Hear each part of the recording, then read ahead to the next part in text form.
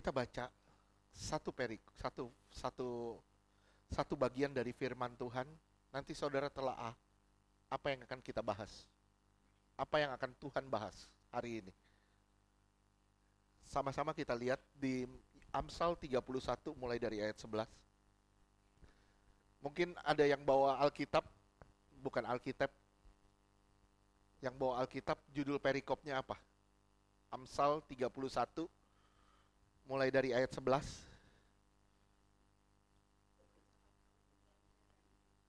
Kenapa? Mulai dari ayat 11. Ya, judul perikopnya apa? Bukan. Iya. Puji-pujian untuk istri yang cakap. Oke. Ini istri-istri. Oke, baca mulai dari ayat 11.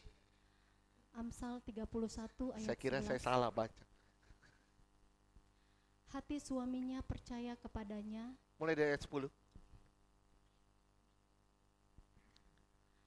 Amsal 31 ayat 10.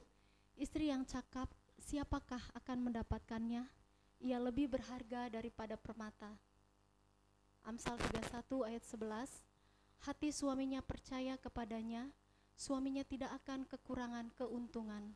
Saya minta semuanya perhatiin. Semua perhatiin apa yang kita akan bahas hari ini. Terus?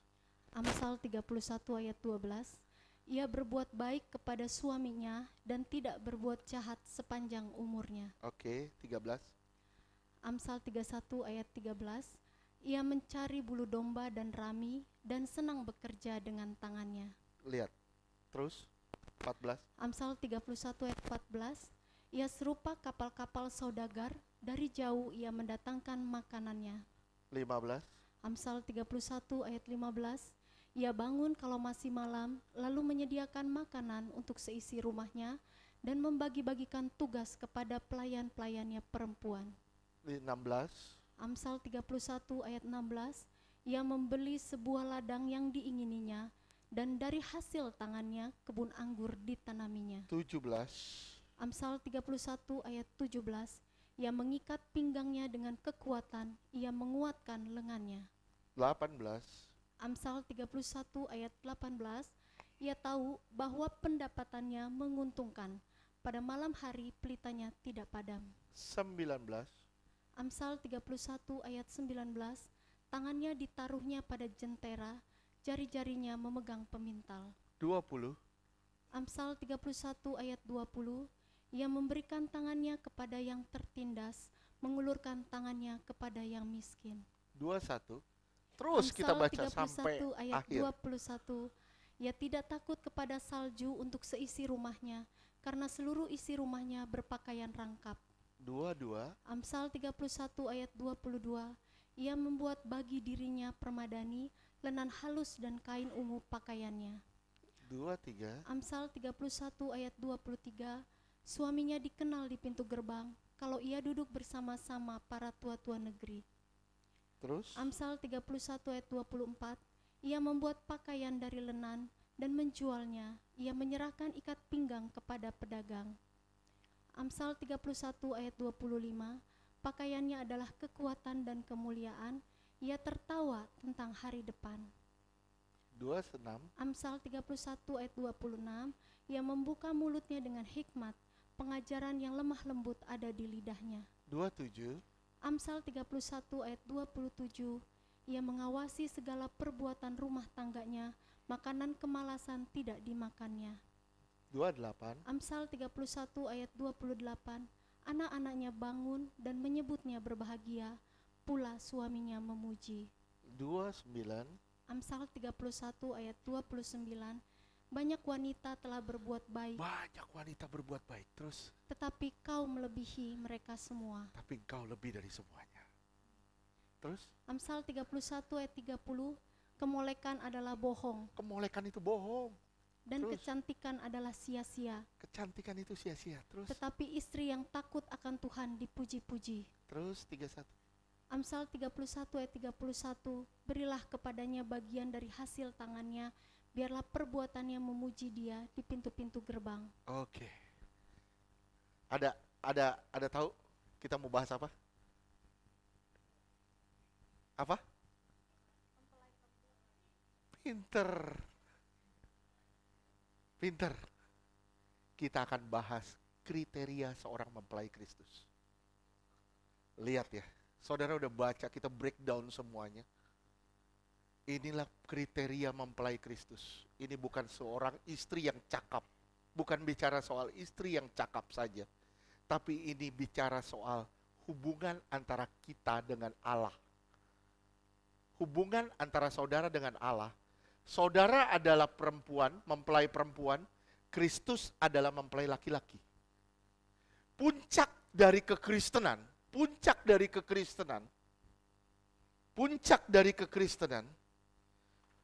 bukanlah sekedar percaya dan selamat. Bukan. Puncak kekristenan yaitu saudara mengalami kesempurnaan. Di akhir zaman ini kita akan mengalami dua kesempurnaan. Kita lihat di Wahyu 22 ayat 11.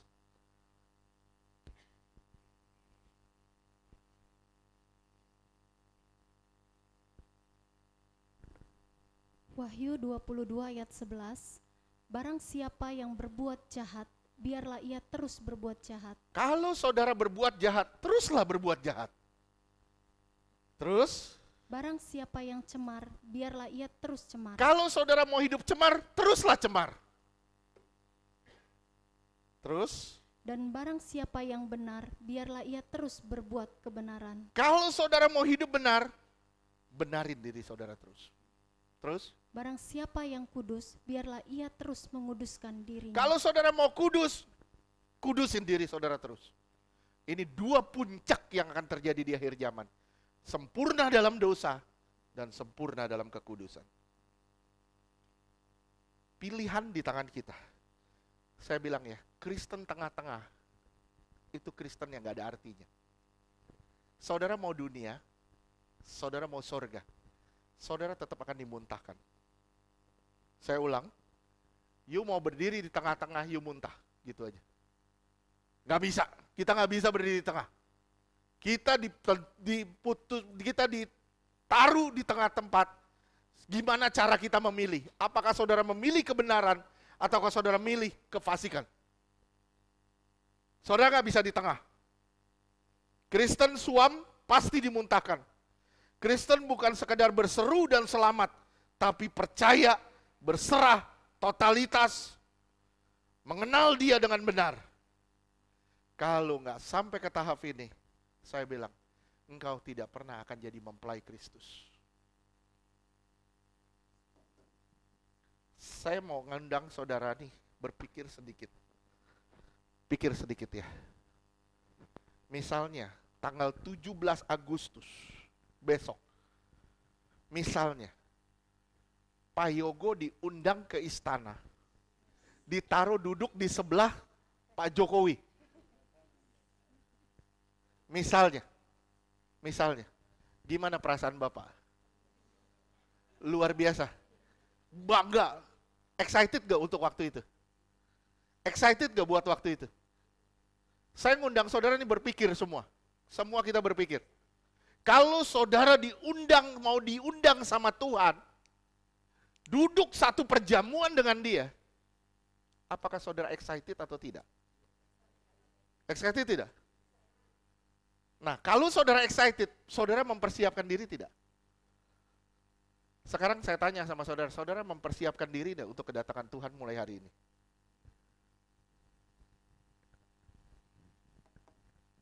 Persiapin diri saudara enggak mulai hari ini? Untuk masuk dalam perkawinan anak domba. Totalitas saudara dalam ikut Tuhan akan menuntun kita pada keserupaan. Totalitas kita dalam mengikut Tuhan akan membawa kita pada keserupaan. Keserupaan kita membawa kita pada perkawinan anak domba. Di sini kita menjadi mempelai Kristus. Pembentukan kita menjadi tujuan, menjadi mempelai. Itulah tujuan kita. Kalau saudara mau diundang ke istana, saudara excitednya luar biasa. Bahkan 2 bulan sebelumnya, mungkin saudara sudah luluran. Saudara sudah bikin alis mata, catok apa. Saudara 3 bulan sebelumnya, saudara udah pasang alis mata palsu sampai panjang gitu. Sampai kuping dicatok juga. Saudara sudah mempersiapkan diri sebegitu rupa. Coba saudara bayangin kalau saudara mau diundang ke dalam satu perjamuan kawin anak domba oleh raja di atas segala raja. Betapa excited ya kita. Saya cuma bilang, kalau saudara sampai ke tingkat ini, you tidak pernah takut sama kematian. Enggak akan takut sama kematian. Kenapa? Kita percaya sama hari depan yang indah dan penuh harapan. Kita nggak takut sama yang namanya kematian. Kenapa? Karena kematian justru itu sukacita yang besar.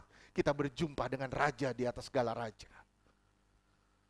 Tapi gimana caranya kita mempersiapkan diri kita hari ini? Kita, saudara dan saya adalah gereja sebagai mempelai perempuan. Yesus adalah mempelai laki-lakinya. Saudara lihat, di Amsal 31 ini sepertinya Tuhan memberi kita suatu arahan tentang ciri seorang mempelai Kristus. Ada pesan yang indah di sini. Ada pesan yang indah di sini. Benar-benar saudara harus merindukan hari itu. Saya bilang sekali lagi, saudara harus merindukan hari itu dengan sungguh-sungguh. Kalau saudara masuk ke sana, saya bilang, saudara pasti punya sukacita yang luar biasa. Ya. Saudara mungkin nanya saya tanya misalnya sama Basa deh,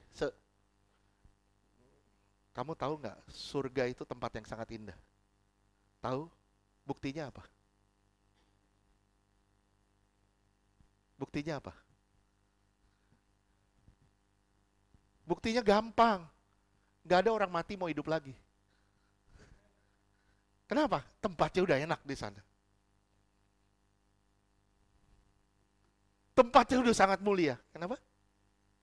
Kecuali yang masuk neraka. Saya cuma bilang ya, kita berdoa masing-masing di sini. Kita berdoa, tidak satu pun dari kita yang terhilang. Saya ulang sekali lagi, kita berdoa di sini, kita pegangan tangan, tidak satu pun dari kita di sini terhilang. Kita berdoa, semua kita di sini mulia. Kita semua di sini mulia. Ayo sama-sama kita breakdown satu persatu. Kita lihat ciri-ciri seorang mempelai Kristus. Kita lihat dari ayat 10, kita ulang lagi, kita baca. Amsal 31 ayat 10. Istri yang cakap, siapakah akan mendapatkannya? Ya, lihat ya. Ini perkataan siapa? Perkataan Tuhan. Seorang mempelai, siapa yang bisa dapat? Terus? Ia lebih berharga daripada permata. Saudara lebih berharga dari permata. 10, 11. Amsal 31 ayat 11. Hati suaminya percaya Hati suaminya percaya kepadanya. Terus? Suaminya tidak akan kekurangan keuntungan. Hati suaminya. Yesus percaya sama saudara. Dan suaminya tidak kekurangan keuntungan. Jadi yang pertama, syarat yang pertama saudara menjadi mempelai Kristus. Apa? Bisa dipercaya. Bisa dipercaya. Saya bilang ya, kalau saudara jadi orang Kristen tidak bisa dipercaya. Omonganmu pelintat-pelintut. Gak bisa dipercaya. Jangan pernah bilang, saya mau masuk sorga. Sorry, maaf. Masuk mall aja lu ditolak. Omongan kita gak benar. Mau masuk sorga. Ada orang tanya sama saya, misalnya gini, Pastor, kenapa orang ngerokok gak bisa masuk sorga? Kenapa? Apinya di neraka. Masuk pom bensin aja ditolak, apalagi masuk sorga. Masuk pom bensin aja ditolak, apalagi masuk sorga. Ya, Kalau saudara mau masuk sorga, stop semua dosa. Lihat di situ dibilang, hati suaminya percaya. Saudara bisa dipercaya nggak sama Tuhan? 1 Korintus 4 ayat 1 sampai 3.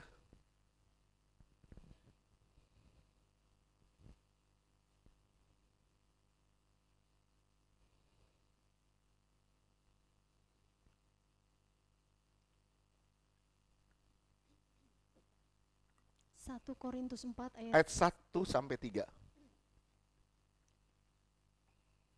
1 Korintus 4 ayat 1, demikianlah hendaknya orang memandang kami sebagai hamba-hamba Kristus yang kepadanya dipercayakan rahasia Allah. Nah, saudara dipercayakan rahasia Allah. Terus 1 Korintus 4 ayat 2, yang akhirnya dituntut dari pelayan-pelayan yang demikian ialah bahwa mereka ternyata dapat dipercayai. saudara dipercayakan rahasia Allah. Saudara harus dapat dipercaya. Kalau saudara hidup tidak bisa dipercaya, sama manusia aja tidak bisa dipercaya, apalagi sama Tuhan. Kalau saudara sama manusia aja sudah tidak bisa dipercaya, bagaimana Tuhan bisa mempercayakan hal-hal yang besar sama saudara? Kalau hal kecil aja, saudara gagal terus. Terus, lanjutkan. 1 Korintus 4 ayat 3, bagiku sedikit sekali artinya, entahkah aku dihakimi oleh kamu atau oleh suatu pengadilan manusia, malahan diriku sendiri pun tidak kuhakimi. Ayat 4, terus deh sampai ayat 4. 1 Korintus 4 ayat 4, sebab memang aku tidak sadar akan sesuatu, tetapi bukan karena itulah aku dibenarkan. Dia yang menghakimi aku ialah Tuhan. Kita dihakimi sama Tuhan. Ingat, saudara dan saya akan dihakimi sama Tuhan. Kita nggak akan lepas dari itu. Jangan pikir engkau bisa suka-suka di dunia ini dan kau bisa mati masuk surga. Gak bisa. Bagaimana mungkin engkau datang ke surga dengan pakaian yang kotor dan compang-camping? Bagaimana mungkin kau hidup sembarangan kemudian mau masuk surga? Bagaimana mungkin kau hidup tidak benar kemudian kau mau masuk surga? Tidak bisa. Di dunia saja tidak bisa dipercaya engkau adalah pelayan Injil. Sekali lagi saya bilang, Tuhan mempercayakan satu pelayanan kepadamu, yaitu Injil sorgawi. Supaya engkau menjadi berkat bagi banyak orang. Supaya engkau dapat menjadi berkat bagi banyak orang. Bagaimana caranya engkau bisa menjadi berkat bagi banyak orang, sedangkan engkau tidak mentransferkan kebenaran itu dan engkau tidak bisa dipercaya sama sesamamu, apalagi sama Tuhan. Tidak bisa. Yang kedua, yang pertama bisa dipercaya dalam segala hal. Yang kedua, ayat 12. Amsal 31 ayat ke-12.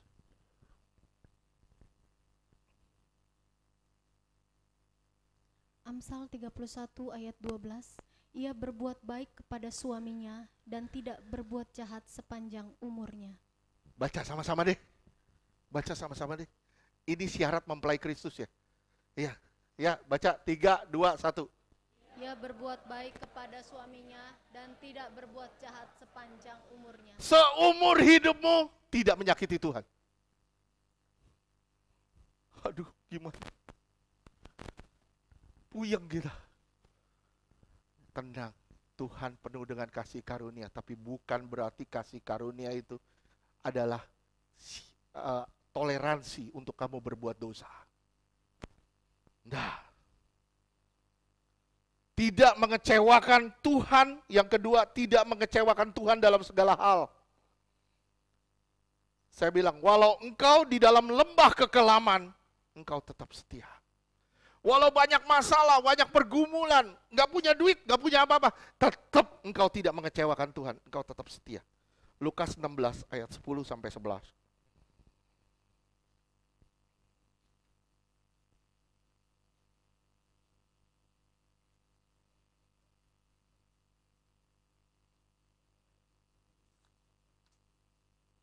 Lukas 16 ayat 10 dan 11.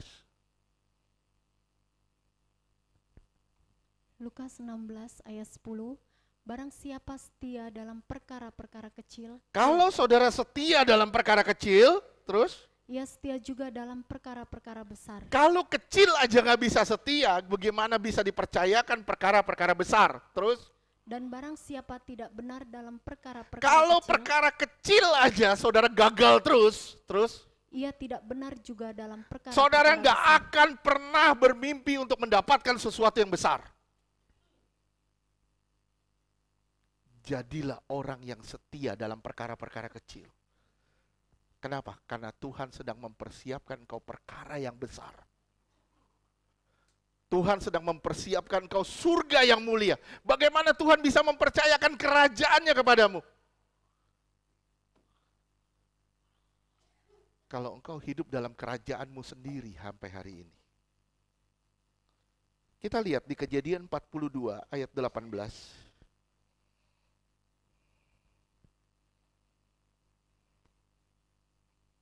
Syarat yang kedua, tidak mengecewakan Tuhan dalam segala hal. Walau di dalam lembah kekelaman. Kejadian 42 ayat 18.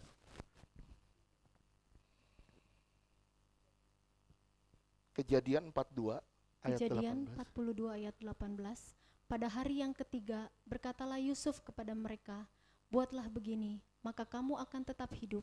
Aku takut akan Allah. Aku takut akan Allah. Kalau saudara mau hidup, saudara harus hidup takut akan Allah. Tidak ada cara lain. Sekali lagi saya bilang, kalau saudara mau hidup, hiduplah takut akan Allah. Enggak ada cara lain. Mazmur 33 ayatnya ke-18 dan 19. Mazmur 33 ayat 18. Sesungguhnya mata Tuhan tertuju kepada mereka yang Mata Tuhan tertuju kepada mereka yang takut kepada Dia. Terus kepada mereka yang berharap akan kasih setianya. Terus 19.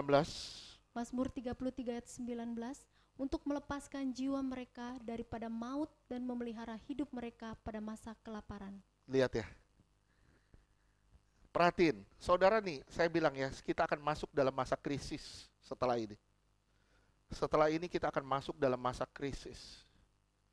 Jokowi sudah ngomong, ini akan terjadi kesulitan besar di depan. Semua negara akan mengalami. Dan ciri-cirinya udah ada. Pertumbuhan ekonomi yang sangat melambat, semua akan sulit. Tapi lihat di situ dia bilang, memelihara hidup mereka pada masa kelaparan. Gimana caranya Tuhan memelihara hidup saudara pada masa kelaparan? Gimana caranya? Takut akan Allah. Takut akan Allah. Kejadian 39 ayat 7 sampai 10.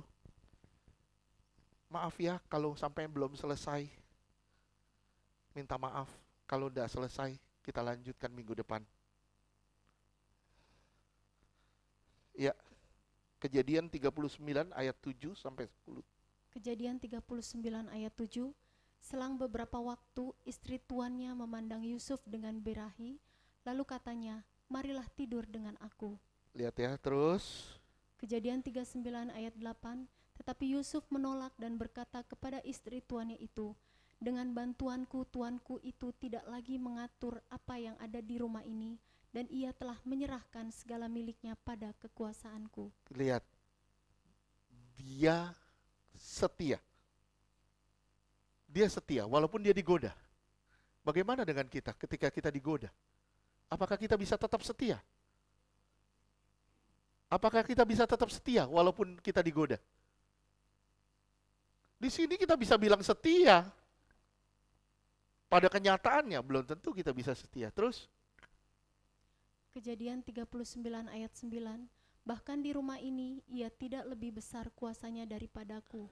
Yusuf bilang, di rumah ini aku lebih besar kuasanya dari Tuanku. Terus?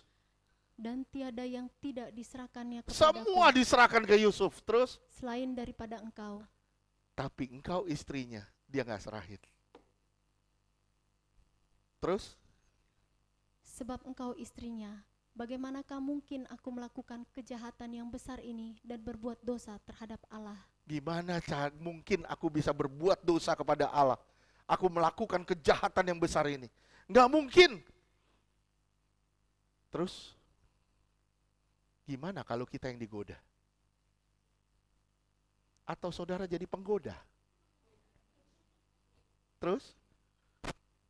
Kejadian 39 ayat 10, walaupun dari hari ke hari perempuan itu memujuk Yusuf, Yusuf tidak mendengarkan bujukannya itu untuk tidur di sisinya dan bersetubuh dengan dia. Lihat, dibujuk, wah dia kayak kota benteng, bertahan sampai akhir.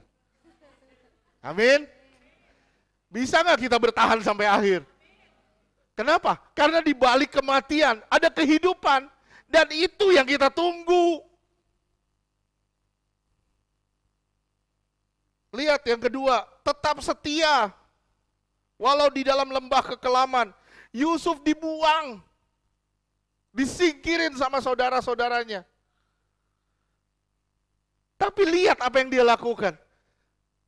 Kalau kita mungkin pada saat kita dibuang, kita udah kecewa luar biasa. Hidup kita sudah terpuruk. Dan kita bilang, biarin gue bikin dosa. Kenapa? Tuhan udah gak peduli sama gue. Tapi Yusuf bilang, aku tetap takut akan Allah. Apapun yang aku alami. Ayub pernah ngomong, Ayub pernah ngomong begini. Walaupun dia menganiaya aku tetap percaya sama dia. Walaupun dia menganiaya aku tetap percaya sama dia. Ini suatu pernyataan yang luar biasa. Berani gak saudara sampai ke tahap sana? Ini yang saya bilang ciri mempelai Kristus yang kedua. Tidak mengecewakan Tuhan dalam segala hal. Digoda, dibujuk, apapun. Saudara akan teguh berdiri. Dan saudara akan bilang, bertahan sampai akhir. Kenapa? Karena saudara mengharapkan finishing well-nya. Kesudahan yang indah itu. Amin. Oke, yang ketiga, kita lihat dari ayat 13. Amsal 31 ayatnya ke-13.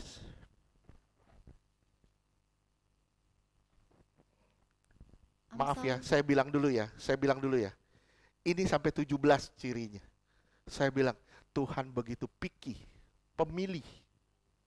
Tuhan itu pemilih. Nggak gampang loh, 17 syarat prasyaratan seorang mempelai Kristus itu dipenuhi. Tapi nggak mau Tuhan bilang semua harus terpenuhi. Kenapa? Karena engkau akan menghadap Bapa bersama dengan Tuhan. Dan Tuhan bilang inilah pasanganku. Tuhan nggak bakal ngambil yang sembarangan. Justru Tuhan ngambil saudara dari kegelapan. Tuhan dandanin saudara. Supaya apa? Supaya saudara menjadi indah di hadapan Dia. Amin. Ya, terus. Amsal 31 ayat 13, ia mencari bulu domba dan rami dan senang bekerja dengan tangannya. Lihat, perhatiin baik-baik. Yang ketiga, yang pertama apa tadi?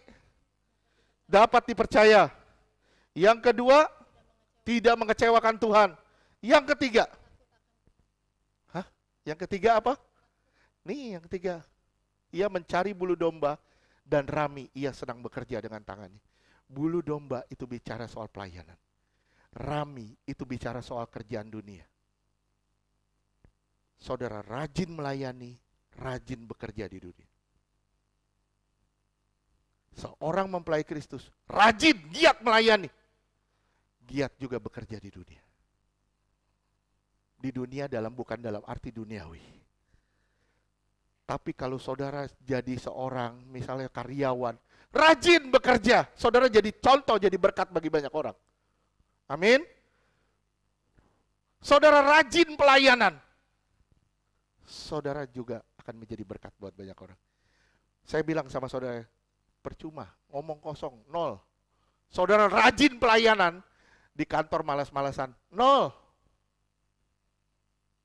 Ya, saya ngomong sekali lagi ya.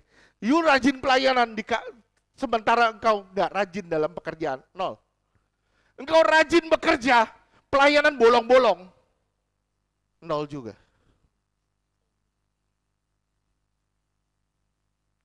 Saya pelajarin ini, saya bilang, gua nggak boleh tolak-tolak pelayanan lagi. Nggak boleh kita tolak-tolak pelayanan. Amin. Amin. Datang gereja, rajin. Kenapa? Karena saudara melayani Bapak, Raja di atas segala raja. Saudara datang ke gereja bukan karena mau dengar saya. Percuma saudara dengar saya. Bosan. Saudara datang ke gereja karena saudara mau rindu pelayanan. Melayani Raja di atas segala raja. Dijadwal atau tidak dijadwal. Itu baru namanya rajin melayani, rajin juga dalam pekerjaan. Saudara rajin pelayanan. Di rumah makan gak cuci piring, taruh aja. Mak kita bilang, lu katanya pelayanan, piring aja gak mau cuci.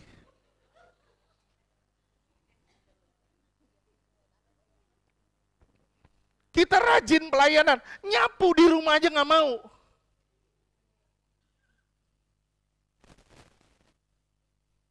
Di pelayanan, wah kita bisa kerja mati-matian. Wah, nyapu, bersihin WC semua. Di rumah, boro-boro. Habis buang air kecil aja nggak mau siram. Habis makan pete, makan jengkol, kacau udah.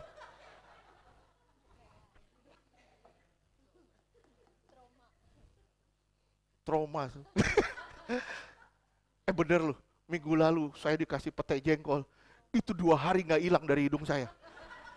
Sampai saya bilang, Ker, ini nggak hilang baunya. Rupanya bukan nempel di sini, nempelnya di sini. Ya, lihat ya. Ia mencari bulu domba, pelayanan. Dan rami, pekerjaan. Jadi 2 hal ini harus seimbang. Saudara rajin di pelayanan, nggak pilih-pilih pelayanan, nggak mau nolak-nolak pelayanan, tapi juga rajin di dunia. Saudara jadi berkat bagi banyak orang. Amin. Lihat Kolose. 1 Korintus 15 ayat 58.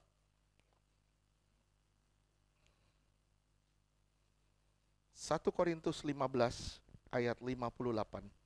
1 Korintus 15 ayat 58. Karena itu, saudara-saudaraku yang kekasih, berdirilah teguh, jangan goyah, dan giatlah selalu dalam pekerjaan Tuhan. Giat selalu dalam pekerjaan Tuhan. Terus? Sebab kamu tahu bahwa dalam persekutuan dengan Tuhan, jeripayahmu tidak sia-sia. Semua jerih lelah kita dalam mengikut Tuhan, gak sia-sia. Saya lihat Pak Yogo, waduh dari jonggol. Saya bilang jerih lelahmu tidak sia-sia. Buktinya apa? Tambah gede aja dia. Ya, Bu Fitri lihat tambah cerah. Walaupun dari jonggol lihat jauh. Bu Wati pagi-pagi 7:30 udah datang sini. Dari Cibitung jam 7. Ya. Kalau di rumah ngapain, Bu? Ngapain? Ngajarin cucu. Ngajarin cucu juga. Ini juga. Saya bilang, Bu, luar biasa Ibu. Ya, saya bilang, Bu ya, Ibu lakukan terus, jerih lelahmu tidak sia-sia. Ya, rajin di pelayanan, rajin juga di rumah aja, di jalan, di pekerjaan juga. Oke, Kolose 3 ayat 23. Ini kalau hari Senin nih, mau kerja males rasanya. Kolose 3 ayat 23. Apapun juga yang kamu perbuat, perbuatlah dengan segenap hatimu seperti Perbuat dengan Tuhan. segenap hatimu Seperti untuk Tuhan. Seperti untuk Tuhan. Dan bukan untuk manusia. Bukan untuk manusia. Saudara bekerja di rumah seperti untuk Tuhan, bukan untuk manusia. Saudara lakukan ini itu seperti untuk Tuhan, bukan untuk manusia. Rajin di pelayanan, rajin juga di pekerjaan. Jangan jadi sandungan. Bagaimana saudara mau bilang, saya mempelai Kristus. Pekerjaan absen mulu. Saya mempelai Kristus. Pelayanan on off. Kadang hadir, kadang enggak. Kayak kapal selam gitu. Kayak kapal selam. Kalau nimbul, ya kalau ada butuh-butuhnya, begitu nggak ada butuhnya, tenggelam lagi, hilang. Oke, berikut ya. Yang ketiga, rajin melayani dan rajin juga dalam bekerja. Oke, yang keempat, ciri mempelai Kristus yang keempat, ayat 14. Amsal 31 ayat 14. Ia serupa kapal-kapal saudagar, dari jauh ia mendatangkan makanannya. Makanan itu bicara soal kebenaran. Dari jauh ia mendatangkan makanannya. Artinya apa? Mencari kebenaran terus-menerus. Haus akan kebenaran. Haus akan kebenaran. Cari kebenaran terus-menerus. Dan rasa haus terus akan kebenaran. Saudara pasti akan dipuaskan. Matius 5 ayat 3.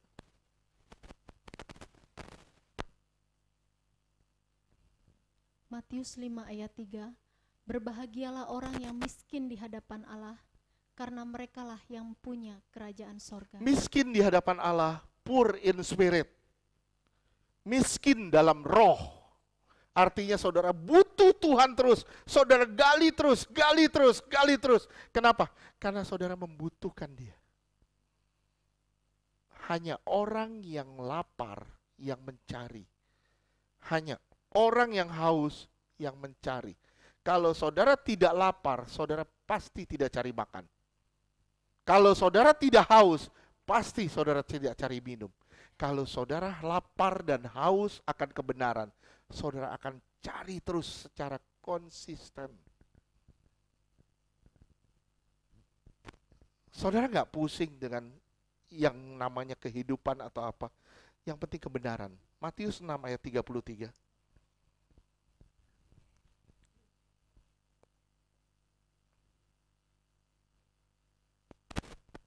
Matius 6 ayat 33. Tetapi carilah dahulu kerajaan Allah dan kebenarannya, maka semuanya itu akan ditambahkan kepadamu. Lihat ya. Yang pertama apa? Cari dulu kerajaan Allah dan kebenarannya, baru ditambahkan. Jangan dibalik. Saudara mau diberkati? Mau diberkati? Mau dipelihara Tuhan? Mau dirawat Tuhan? Cari dulu kebenarannya. Cari dulu kerajaan Allah dan kebenarannya. Baru semuanya bisa ditambahkan. Jangan cari tambahannya dulu. Nggak bisa, saudara nggak bisa cari tambahannya dulu. Nggak bisa.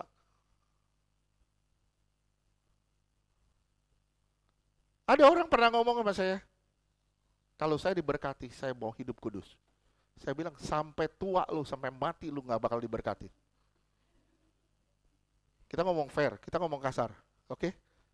Kita ngomong fair, sampai mati lu nggak akan diberkati. Kenapa? Karena firman Tuhan nggak bisa dibalik. Cari dulu kerajaan Allah dan kebenarannya, baru ditambahin. Kudus dulu, benar dulu, baru semuanya ditambahin.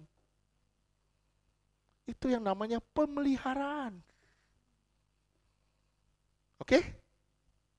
Bilang, jangan dibalik. Apanya yang dia dibalik?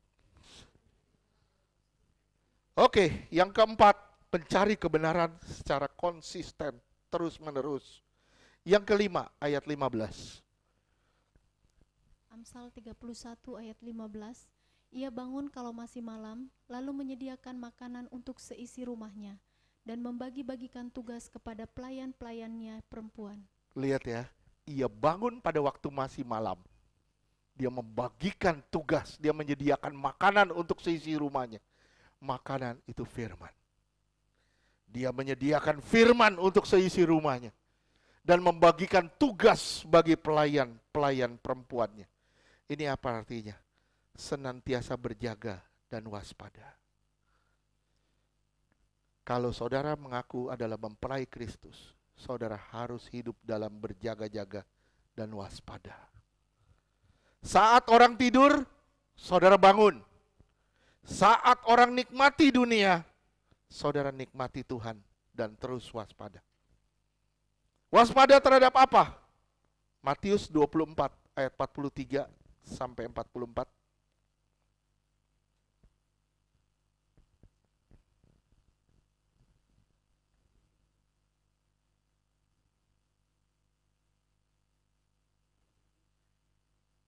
Matius 24 ayat 43 sampai dengan 44.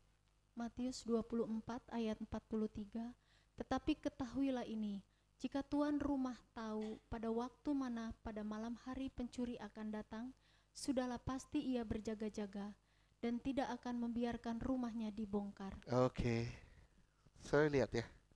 Kalau ibu Mita tahu saya datang, Bu, ntar jam 11 saya boleh maling nggak, Bu, di rumah ibu? Ibu jaga-jaga nggak?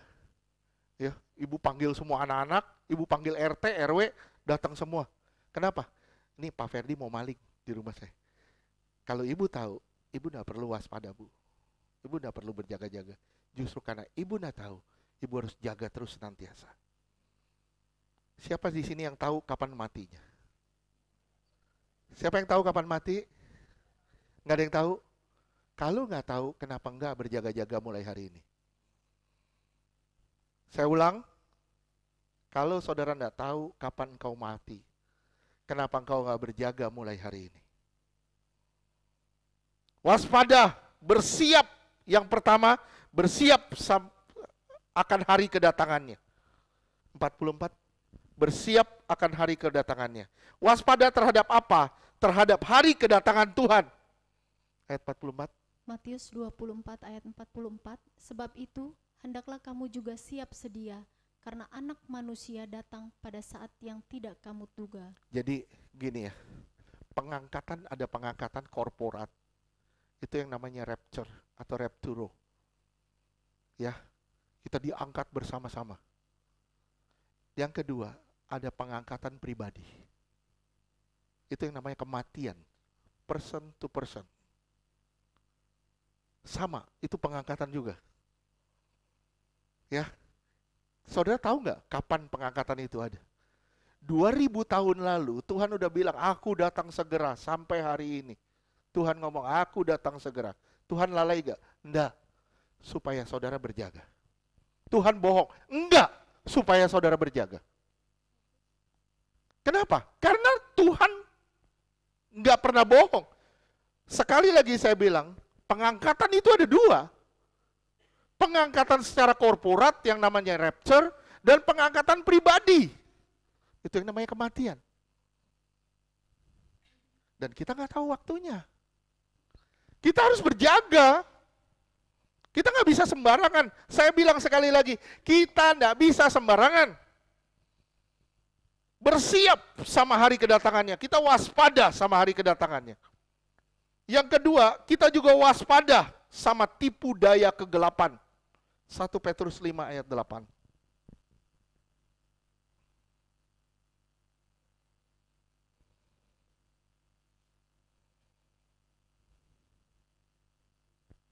Satu Petrus 5 ayat ke-8. 1 Petrus 5 ayat 8.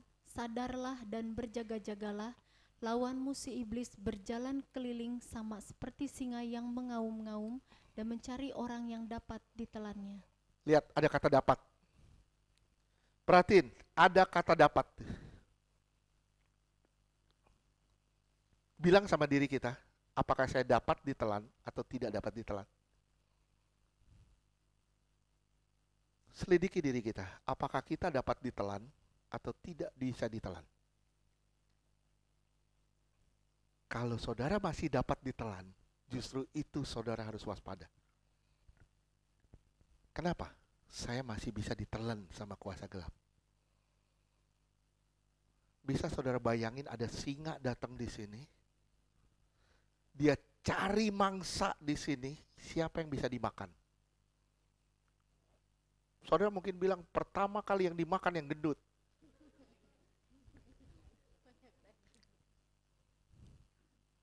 Belum tentu singa suka yang gendut. Kadang singa suka ngebut tulang.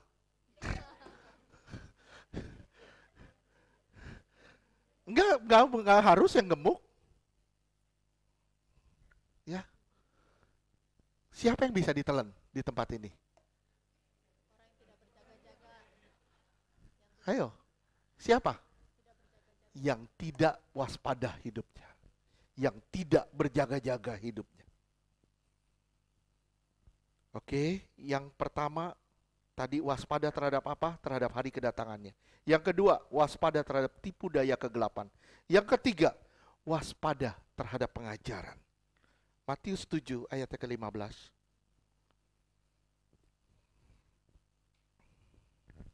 Matius 7 ayat 15.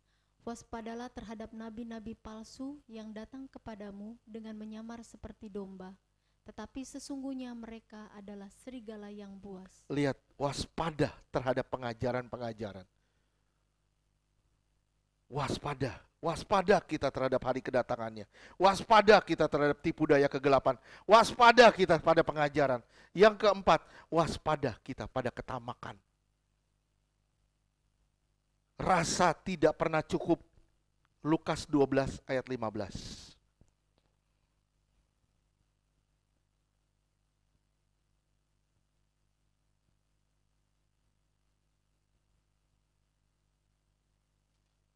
Lukas 12 ayatnya ke-15. Lukas 12 ayat 15. Katanya lagi kepada mereka, berjaga-jagalah dan waspadalah terhadap segala ketamakan, sebab walaupun seorang berlimpah-limpah hartanya, hidupnya tidaklah tergantung daripada kekayaannya itu. Hidup kita bukan bergantung dari apa yang saudara punya, tapi hidup kita bergantung dari apa yang saudara percaya.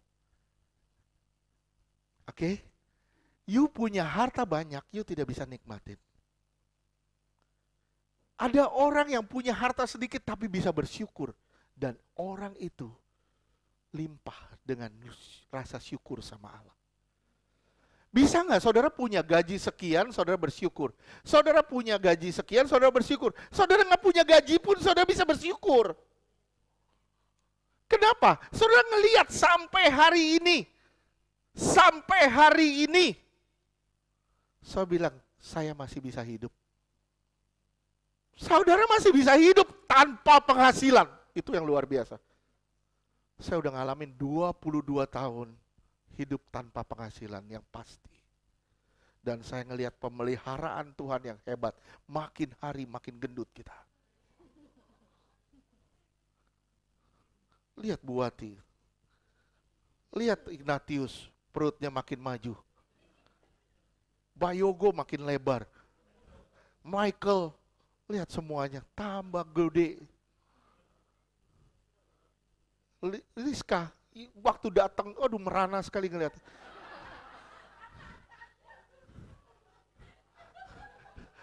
Waktu dia baru datang, saya ngeliat, aduh kasihan banget nih anak, kasihan. Bener. Sampai Google ngeliat tuh, Google aja ngeliat, wah tinggal Google anjing saya. Sekarang perutnya udah mulai keluar. Dia sampai tiap hari dia pegangin, udah mulai ada katanya. Itu bukan berkat obat cacing. Berkat hati yang gembira. Amin. Saudara harus punya hati yang gembira, ada nggak ada uang. Sukacita kita bukan dipengaruhi dari uang. Sukacita kita dipengaruhi dari Tuhan yang kita percayai. Oke? Semua butuh uang. Betul, semua butuh uang. Tapi surga nggak butuh uang. Cari surga. Cari surga. Cari dulu kebenaran. Betul kata Jen. Cari kebenaran. Semuanya ditambahin semua saudara. Ya, saudara bilang, saudara lihat saya, 22 tahun saya hidup tanpa penghasilan. 22 tahun kita ngalamin sama istri. Saya bersyukur dipertemukan dengan istri yang tidak pernah menuntut. Kenapa? Dia tahu suaminya tidak punya apa-apa. Yang dia punya cuma satu, pelita kehidupan. Yesus Kristus. Itu aja. Saya bersyukur bertemu dengan dia juga. Saya bersyukur kita bisa jalan bareng, kita bisa pelayanan bareng. Bisa bayangin kalau saya punya istri yang jet set. tiap hari maunya ke salon. Aduh, gawat deh. Saya rasa kartu kredit bisa sampai dari tebel sampai habis tipis. Oke, waspada ya. Senantiasa berjaga dan waspada. Waspada terhadap apa? Terhadap hari kedatangannya. Waspada terhadap apa? Tipu daya kegelapan. Waspada terhadap apa? Terhadap pengajaran. Waspada terhadap apa? Terhadap ketamakan. Rasa tidak pernah cukup. Kalau saudara tidak pernah rasa cukup, saudara nggak pernah rasa bersyukur. Saya ulang sekali lagi, kalau saudara merasa tidak pernah cukup, saudara tidak pernah bisa bersyukur. Kalau saudara merasa apa yang saudara punya ini cukup, saudara bisa bilang, terima kasih Tuhan. Ucapan syukur itu melipat gandakan apa yang saudara pegang. Saya bilang sekali lagi, ucapan syukur itu bisa melipat gandakan apa yang saudara pegang. Waktu Yesus pegang 5 roti 2 ikan, dia bersyukur. Itu bisa kasih makan 5.000 orang. Laki-laki. Ucapan syukur bisa melipat gandakan apa yang ada di tanganmu. Ucapin syukur aja. Terima kasih Tuhan, terima kasih. Terima kasih dengan apa yang Tuhan beri. Terima kasih dengan apa yang kita punya. Terima kasih. Kalau saudara nggak punya hari ini, bisa bilang terima kasih Tuhan buat saudara-saudara, buat keluarga yang masih support saya sampai hari ini. Terima kasih Tuhan. Ada segala sesuatu yang baik yang saudara bisa lihat di balik semua keburukan. Sekali lagi saya bilang, ada semua yang baik yang saudara bisa lihat di balik semua keburukan. Oke? Kita lanjutkan minggu depan. Tuhan berkati.